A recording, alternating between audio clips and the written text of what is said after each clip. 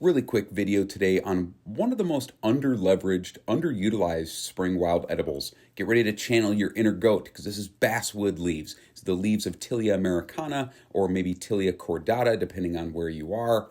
Tilia americana is our native North American basswood. So there's a few other edible parts. There's the flowers. These have an incredible aroma. I have friends that make liqueurs out of them and tea, and they are used to make linden honey. Well, bees use them. Look at how many types of linden honey there are. So many across Europe. The seeds I've done a video about. You can roast them and use them to make this kind of mocha-y, chocolatey kind of paste. It's good. But really what I'm eating here are the young, translucent leaves. You want the leaves to be translucent and they need to be nice and tender and good tasting. So at this stage, there's a couple different stages of edibility, and that's kind of what I'm going to focus on here. You can harvest the young, tender leaves. These unfurling clusters are hands down the best. That's what Sam Thayer is going to talk about in his guidebooks.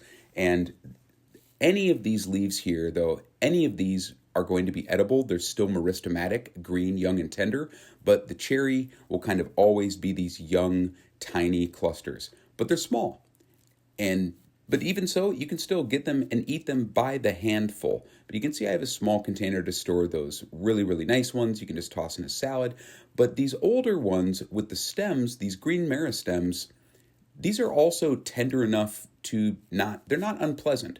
And if you use them in the right place, they can still be very good. So how you store them is also very important. You want to chill these down as soon as possible. I keep a cooler with ice packs in my car if I think that I'm going to be harvesting basswood leaves, and I just use a fish box there, which chefs love for storing small, delicate ingredients.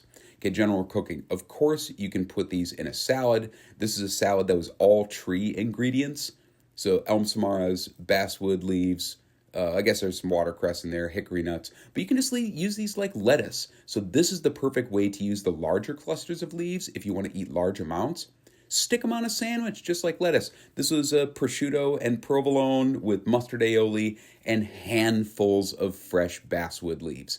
And even though they're larger, well, the good thing about them being larger is that you get more yield when you harvest them at a later stage, if that's where you're getting them. But it is not unpleasant at all, and it's just like lettuce. Another great thing, I thought this was kind of genius. It's not traditional. This is a ham I cured with prickly ash. And 1, 2, 3, 4, 5, 6, 7, 8, 9, 10, 11, 12 sprigs of basswood leaves. I was trying to see how many basswood leaves I can fit into something that I can eat.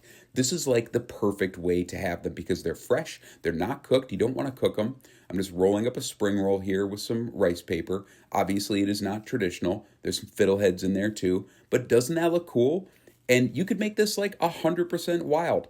Look at that cross section. It's just all plants. There's no noodles needed. Dip them in your favorite spicy peanut sauce or whatever you want, and those are absolutely delicious. Fantastic. There you go. Quick little video on a great spring edible that everyone should know. There's more information on my website. There's a link at the top of the video description for that. Thanks for watching.